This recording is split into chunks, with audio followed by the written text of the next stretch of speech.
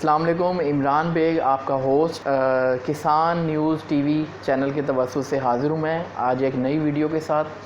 आजकल ये बहुत इशू आ रहा है कि जो न्यू बॉर्न बेबी होता है, जो चूज़ा होता है, वो पैदाइश के 2-4 दिन 5 दिन में उनकी मोर्टेलिटी होना शुरू हो जाती है। इस पे मैं कई दफ़ा बात कर चुका हूँ कि ह्यूमिडिटी का फैक्टर आता है, दूसरी फैक्टर आता है। मेन आज मैं इस चीज़ पे फोकस करूँगा कि पहले 5 दिन के अंदर अंदर चूज़े के साथ क्या होता है और वो मरना शुरू कर देता है। लेकिन जब चूज़ा हैचरी से निकलता है, गीला होता है, उसको आपने 12 घंटे तक कुछ नहीं देना, बल्कि मैं इसको 12 घंटे से बढ़ा के 24 घंटे ले जाता हूँ।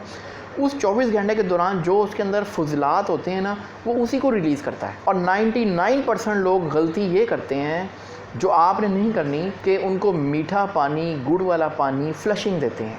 उससे क्या होता है कि चूज़े ने अभी ताकत पकड़ के खड़ा होना होता है, हम उसको मीठा पानी, गुड़ वाला पानी दे के उसको मोशन लगा देते हैं, इसलिए ताकि जल्दी से उसके अंदर जो फुजलात हैं वो खारिज हो जाएं और वो फ्रेश हो जाए। इसका बड़ा आसान हल है कि आपने 24 घंटे कुछ नहीं देना। इसके बाद आपने उसको, ये जो बच्चों की घुट्टी होती है ना, जो हमारी माओ ने हमें पिलाई है बचपने में, करशी की, हमदर्द की मिलती है, 40-50 रुपए की शीशी मिलती है, ये आपने घुट्टी लेनी है और ये पानी में मिला करके देना है। कोई मीठा पानी, कोई गुड़ वाला पानी नहीं देना, वो आपने घुट्टी देनी है। वो घुट्टी जो है उनको 24 घंटे के अंदर अंदर उनकी हर चीज़ को वॉश और फ्रेश कर देगी, ना उनको मोशन लगाएगी, ना उसको बुखार चढ़ेगा।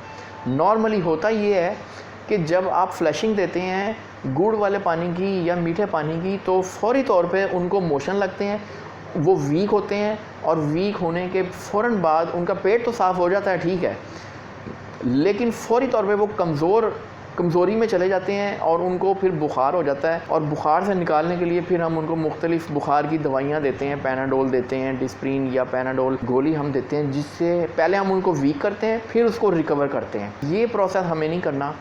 ये मैं आपको अपने तजर्बे मुशाहिदे की मैं बात बता रहा हूँ कि पहले जब मैं भी यही देता था तो वो वीक हो जाते थे, और वीक करके फिर मुझे दोबारा उनको रिकवर करवाना पड़ता था। उसके लिए फिर मुझे विटामिन और दूसरी फिर दवाइयाँ देना पड़ती थी। जब से मैंने ये घुट्टी देना शुरू की है, ना इनको बुखार चढ़ता है, ना कुछ होता है। फौरी तौर पर 24 घंटे के अंदर अंदर इनकी फ्लशिंग हो जाती है, और पहली ग़िज़ा जो है उनको इंतहाई साफ़ सुथरी और देनी चाहिए। मैं इस पे मैंने बहुत सर्च की है, मुझे अभी तक कोई अच्छी ग़िज़ा नहीं मिली।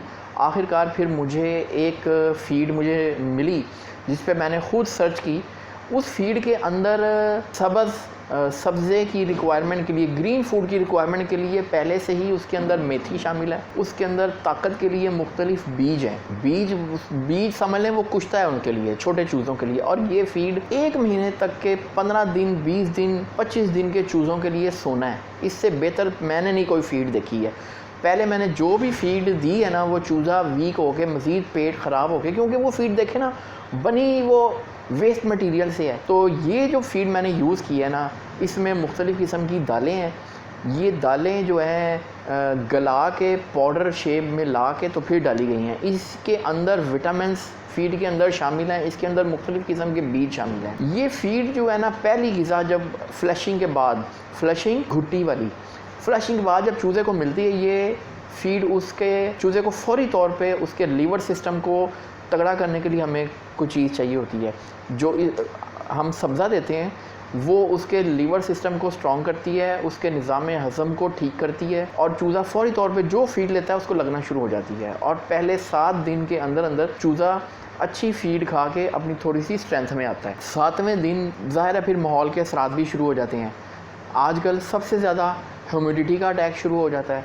ह्यूमिडिटी से बचने के लिए आपने जो अब पूरे माहौल को हम मैनेज करना मुश्किल है, लेकिन आप लोग मैनेज कर ही रहे हैं, तो उसके लिए आपने ब्रूडर या इनक्यूबेटर में से आपने टेम्परेचर को मेंटेन करना है, देखना है कि ह्यूमिडिटी कितनी हो रही है।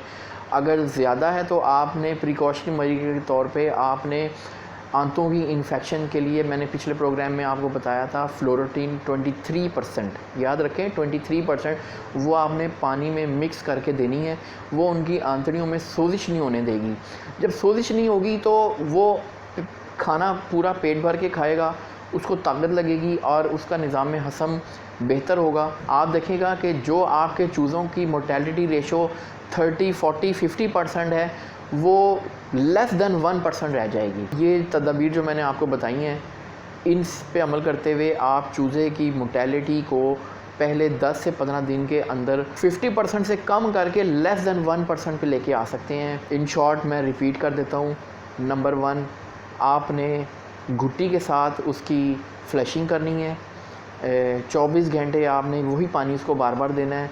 उसके बाद आपने एक अच्छी फीड यूज़ करनी है, जैसा मैंने आपको बताया है वो फीड यूज़ करनी है। और इस दौरान आपने ह्यूमिडिटी से बचाने के लिए आपने उसको खुली फ़िज़ा, खुली हवा देनी है, फ्लोरेटिन का इस्तेमाल करना है। इसी के साथ मुझे इजाज़त दीजिए। आपका दोस्त, आपका होस्ट इमरान बेग, किसान न्यूज़ चैनल की तवज्जो से आपसे मुलाकात का मौका मिलता है।